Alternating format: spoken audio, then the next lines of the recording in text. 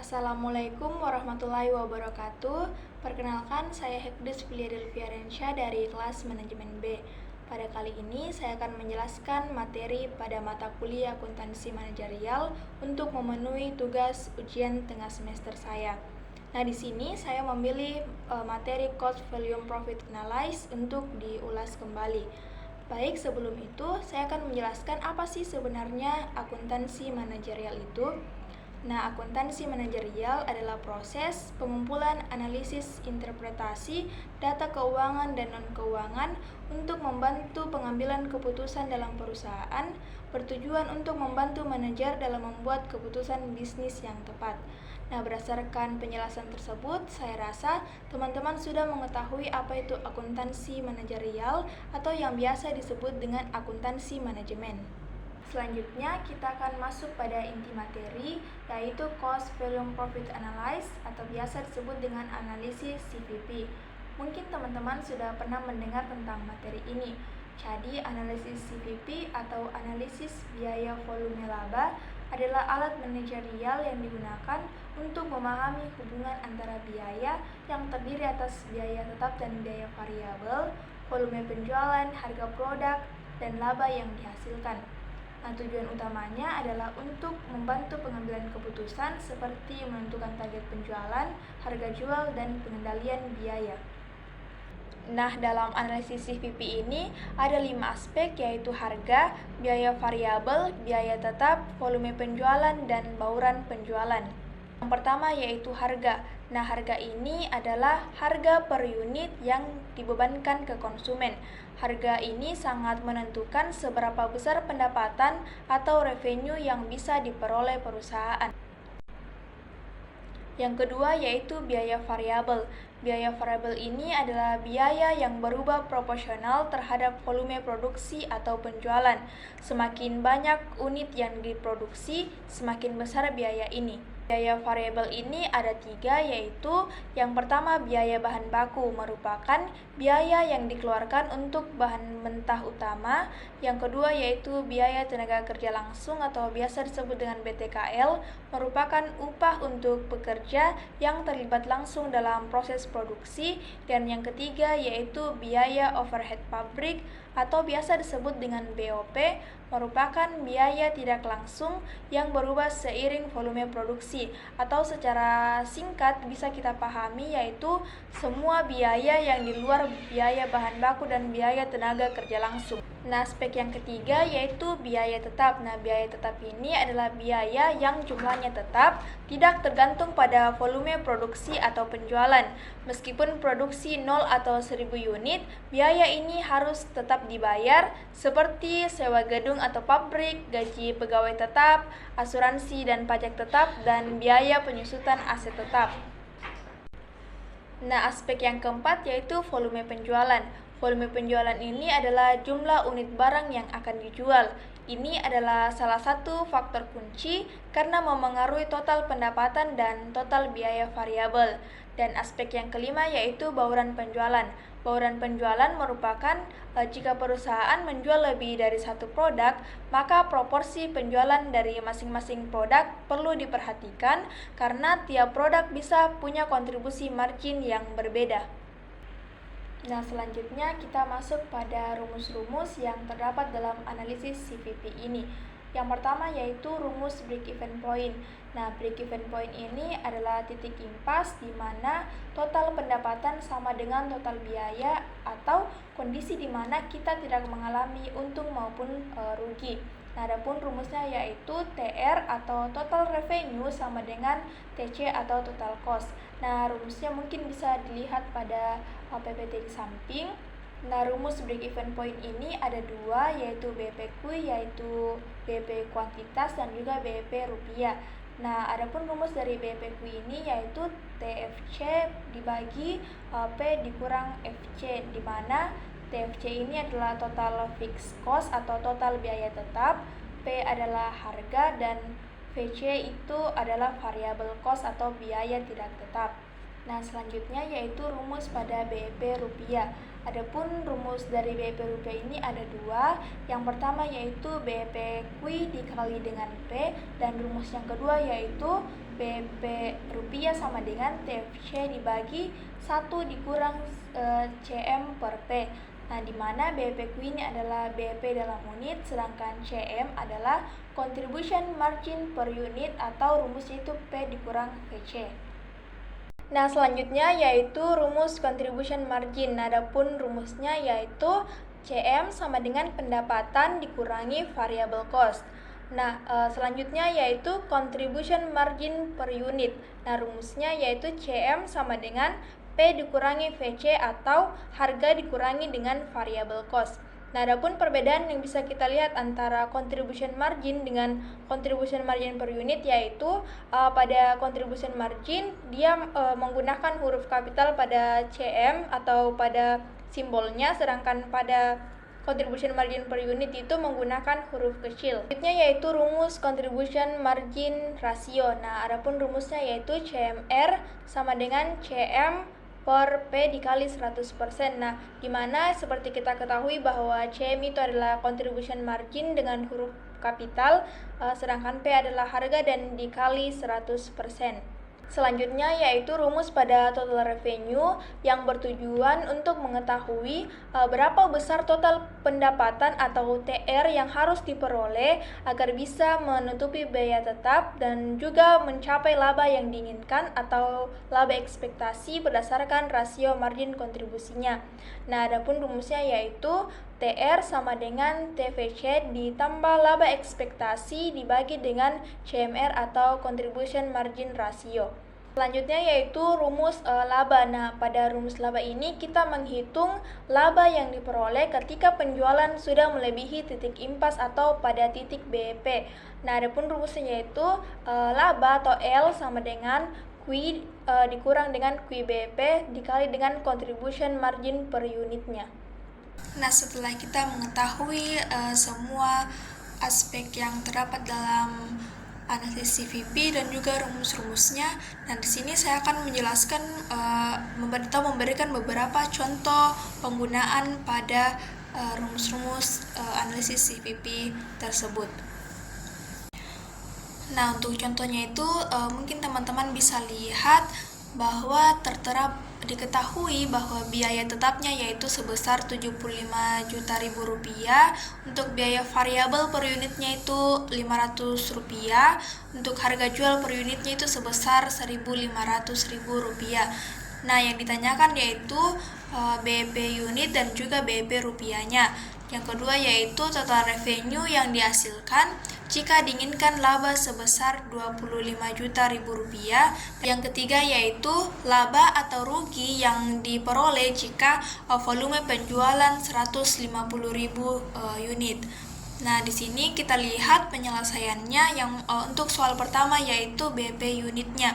Nah, di sini kita gunakan rumusnya yaitu TFC dibagi dengan harga dikurang variable cost. Nah, kita masukkan datanya bahwa biaya tetapnya itu sebesar 75 juta rupiah dibagi dengan harga 1.500 dikurang dengan biaya variabel yaitu 500 rupiah, sehingga bisa kita hasilkan bahwa untuk BP unitnya itu sebesar 75.000 unit.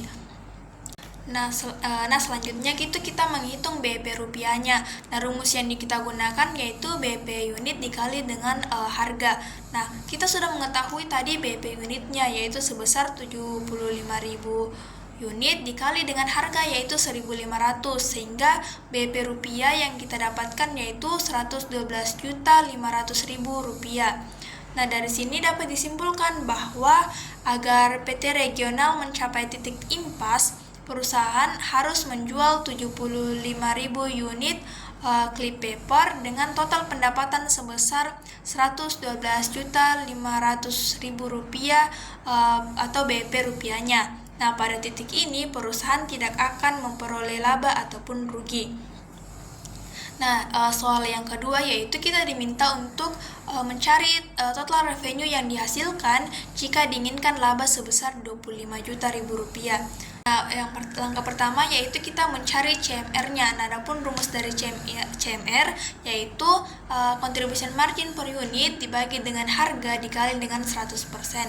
Nah, untuk rumusnya itu sendiri P dikurang VC dibagi dengan P dikali 100%.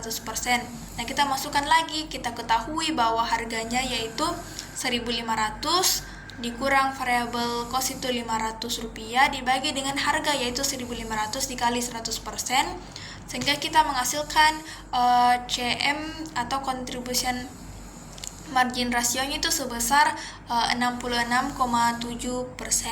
Nah, selanjutnya itu kita sudah bisa melangkah untuk mencari total revenue-nya.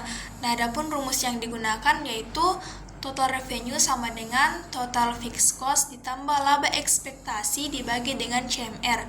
Nah, kita masukkan lagi data yang sudah kita dapatkan, yaitu total fixed cost-nya itu sebesar Rp75 juta ditambah dengan laba ekspektasi sebesar Rp25 juta dibagi dengan CMR-nya yaitu 66,70%, sehingga diketahui bahwa total revenue-nya yaitu sebesar Rp150 juta. Nah, di sini kita ubah ke dalam bentuk kuantitas, yaitu kuantitas sama dengan total revenue dibagi dengan harga. Kita masukkan lagi datanya yaitu Rp150 juta dibagi dengan 1.500 sehingga menghasilkan 100 unit. Nah, dari sini kita mengetahui bahwa untuk mencapai laba sebesar Rp25 juta, PT Regional harus memperoleh total pendapatan sebesar Rp150 juta atau setara dengan penjualan clip paper sebanyak 100.000 unit. Nah, selanjutnya kita melangkah pada soal yang ketiga yaitu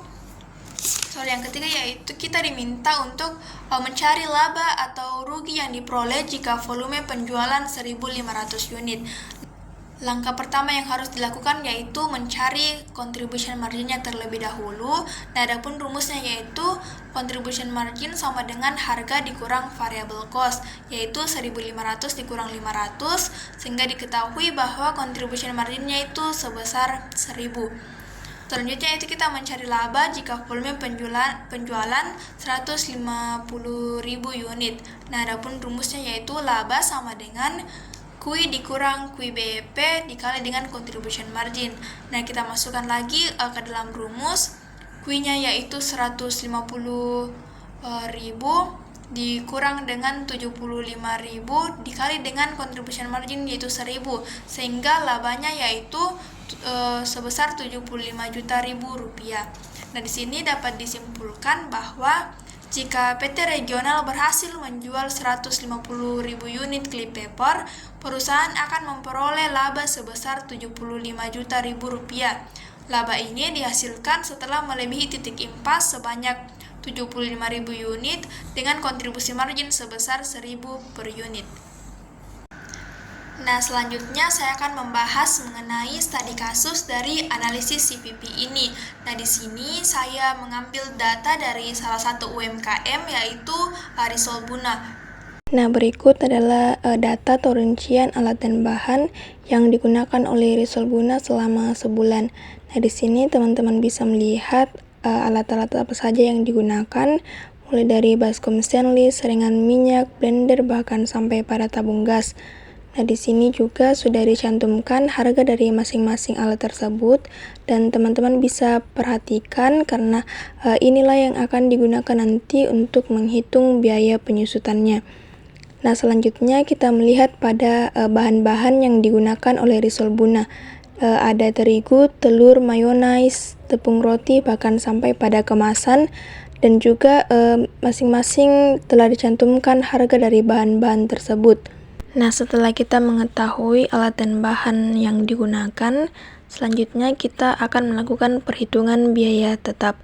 Nah, mungkin teman-teman masih ingat tentang penjelasan sebelumnya bahwa biaya tetap itu masuk pada biaya listrik dan juga biaya penyusutan. Nah, di sini kita melihat bahwa biaya listrik per bulan pada Risolbuna ini sebesar Rp100.000. Sedangkan pada biaya penyusutan, di sini kita hanya menghitung biaya penyusutan pada aset tetap atau pada alat-alat yang digunakan saja.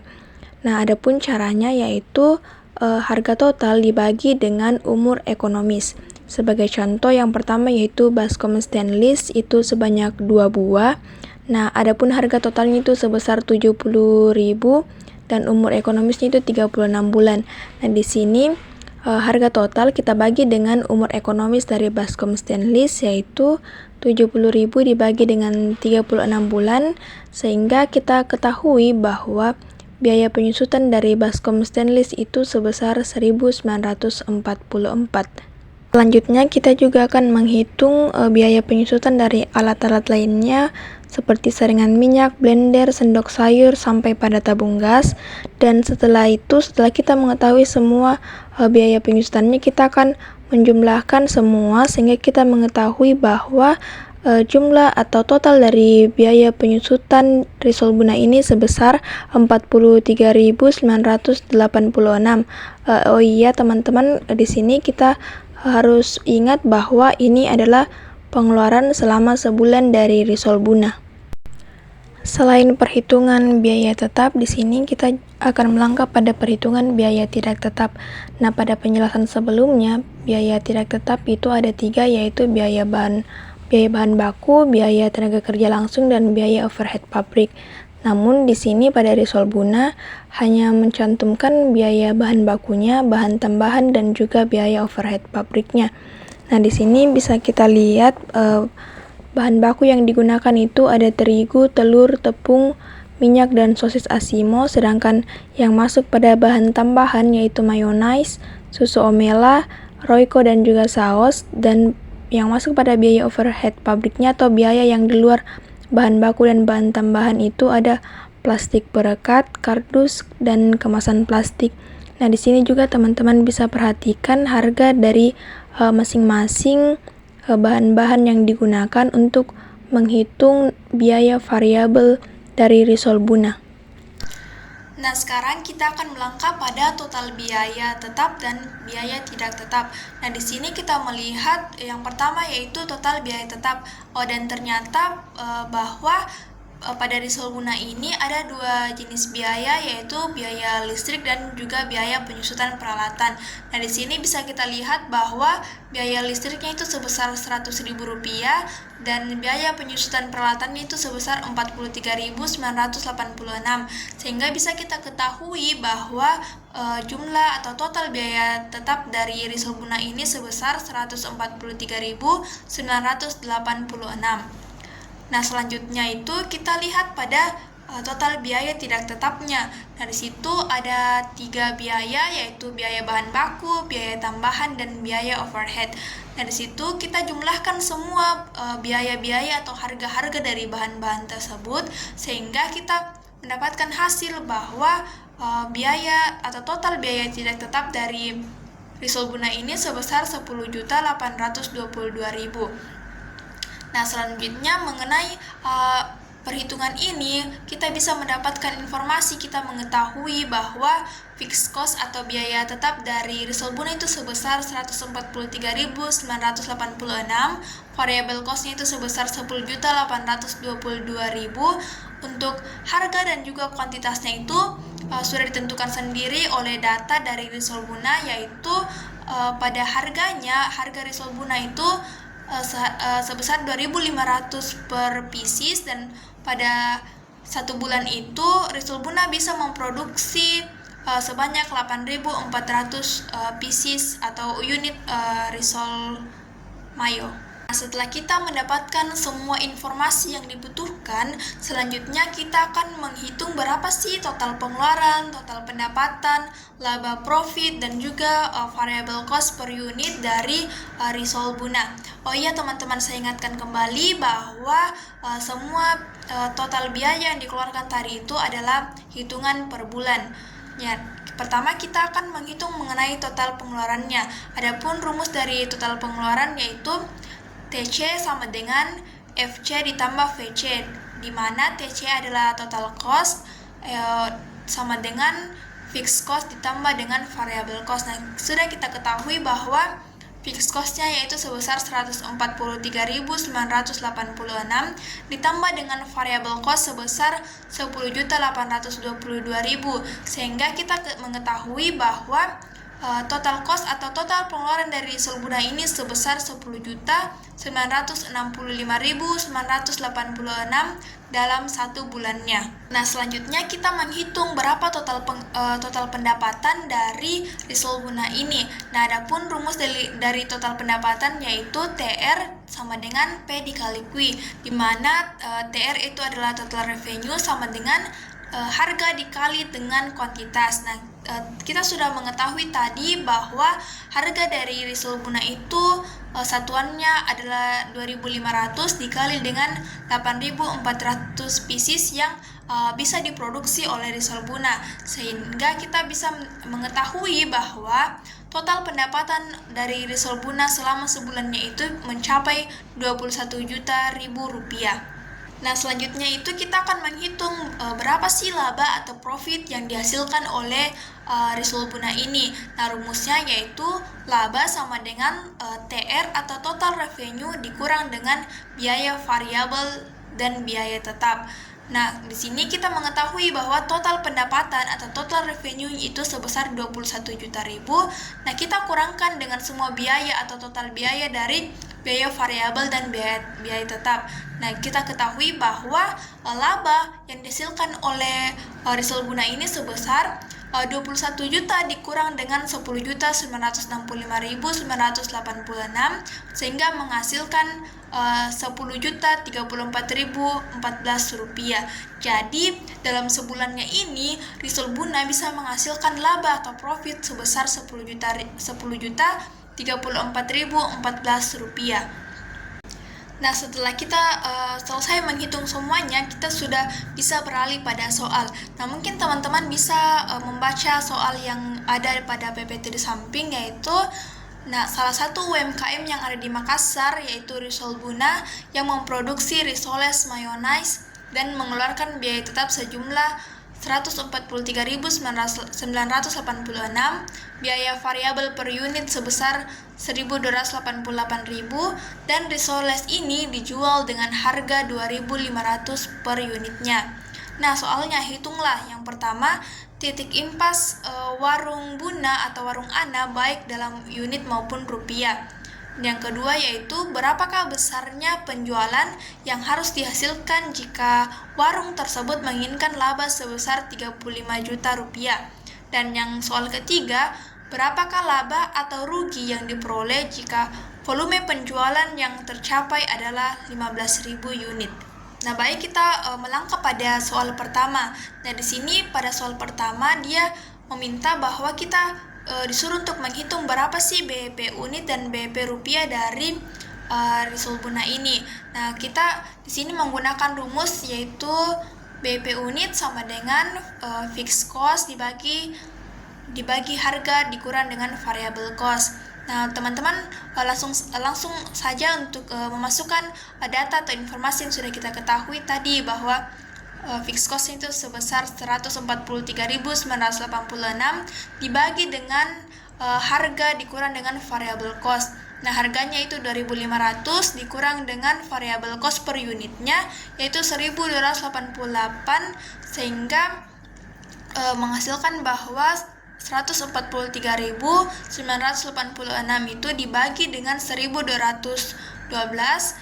sehingga kita mengetahui bahwa BEP unit dari risol Buna ini sebanyak 118,8 unit, dan jika kita bulatkan itu sebesar 119 unit. Nah, selanjutnya kita melihat rumus pada BEP rupiah. Nah, rumusnya itu fixed cost dibagi dengan 1 dikurang variable cost per harga. Nah, kita masukkan datanya sehingga kita mengetahui bahwa BEP rupiah dari risol Buna itu sebesar 296.517.000 rupiah. Nah, karena ini adalah akuntansi manajerial, jadi kita dituntut untuk bagaimana caranya kita mengambil keputusan atau bisa menganalisis dari dari informasi yang kita dapatkan. Nah, melalui itu kita dapat simpulkan bahwa titik impas risol Buna adalah 118,8 unit, yang berarti bahwa jika risol Buna menjual 118,8 unit risoles, maka mereka tidak akan mengalami laba atau rugi. Nah, titik impas dalam rupiah adalah 296.517,6, yang berarti bahwa jika warung Ana menjual risoles dengan total penjualan 296.517, maka mereka tidak akan mengalami laba atau rugi. Nah, mungkin sampai sini teman-teman bisa memahami bagaimana studi kasus dari menghitung BP unit dan BP rupiah. Nah, yang pertama itu kita akan membahas mengenai keputusan untuk beriklan. Nah, mungkin teman-teman bisa membaca soalnya, yaitu misalkan penjualan risol Buna habis 300 unit per hari dengan pendapatan Rp750.000 per hari dan biaya tetapnya Rp5.000 dan biaya variabel itu Rp2.500 per unit. Risol Buna mempertimbangkan untuk endorse Raffi Ahmad agar usahanya lebih dikenal banyak orang. Nah, biaya endorse ini sebesar Rp50 juta. Buna berpikir dengan mengiklankan produknya akan meningkatkan penjualan sebesar 20% menjadi 360 pieces risol mayo. Nah, haruskah Buna beriklan? Nah, di sini kita akan mengkaji atau menganalisis satu-satu. Nah, di sini kita ketahui bahwa pendapatan per harinya itu Rp750.000, untuk variable cost per unitnya itu 2.500, contribution marginnya itu sebesar 747.500, dan untuk fixed cost-nya itu tetap karena kita kembali lagi bahwa fixed cost itu adalah biaya tetap dan tidak mempengaruhi berapa unit atau berapa yang diproduksi. Nah, sehingga kita bisa ketahui bahwa net operating income pada saat Risol Buna itu tidak melakukan iklan, yaitu sebesar Rp224.245.000. Nah, selanjutnya kita menganalisis lagi berapa net operating income yang didapatkan oleh Risol Buna pada saat akan menggunakan iklan. Nah, di sini kita lakukan langkah yang sama. 360 sold ini kita kalikan dengan pendapatan Rp750.000 sehingga menghasilkan Rp270 juta. 360 ini kita kalikan dengan variable cost-nya sehingga menghasilkan Rp900.000. Dan untuk 360 sold ini kita kalikan juga dengan contribution margin-nya sehingga mendapatkan Rp269.100. Dan untuk variable cost-nya ini kita kalikan dengan dengan 5.000 sehingga menghasilkan Rp50.005.000, sehingga kita bisa mengetahui bahwa net operating income pada saat Risol Buna beriklan yaitu sebesar Rp219.095.000. Nah, dari hasil tersebut teman-teman bisa lihat bahwa laba justru menurun dibandingkan dengan kondisi saat ini tanpa endorsement. Jadi melihat dari hasil ini Risol Buna harusnya tidak beriklan, karena dengan perhitungan tadi jika Risol Buna beriklan maka net operating income-nya itu akan menurun dibandingkan dengan kondisinya yang saat ini. Nah, selanjutnya itu setelah membahas tadi keputusan untuk beriklan, kita akan membahas mengenai menentukan target harga. Nah, di sini Risol Buna berpikir berapa harga yang dapat saya gunakan untuk menjual 350 unit, dibeli dengan harga Rp1.500 per unit, dan tetap memperoleh pendapatan sebesar Rp750.000. Nah, di sini rumus yang kita gunakan adalah pendapatan sama dengan harga dikali kuantitas. Nah, di sini kita sudah mengetahui pendapatannya yaitu Rp750.000 sama dengan harga dikali dengan kuantitasnya. Di sini harganya belum kita ketahui, kita kalikan dengan kuantitas yaitu 350 unit. Nah, untuk mencari harga jual, kita dapat membagi pendapatan dengan jumlah unit, yaitu harga jual sama dengan pendapatan dibagi jumlah unit, yaitu Rp750.000 dibagi dengan 350 unit, sehingga kita mendapatkan bahwa harga jualnya itu sebesar Rp2.143 per unit. Jadi, harga jual yang dapat digunakan untuk menjual 350 unit dan tetap memperoleh pendapatan sebesar Rp750.000 adalah sebesar Rp2.143 per unit. Yaitulah tadi beberapa studi kasus dari analisis CCP ini. Saya harap teman-teman mungkin bisa sedikit paham mengenai penjelasan tersebut. Mungkin itu saja yang bisa saya jelaskan pada kesempatan kali ini. Kurang dan lebihnya mohon dimaafkan. Sekian dari saya. Wassalamualaikum warahmatullahi wabarakatuh.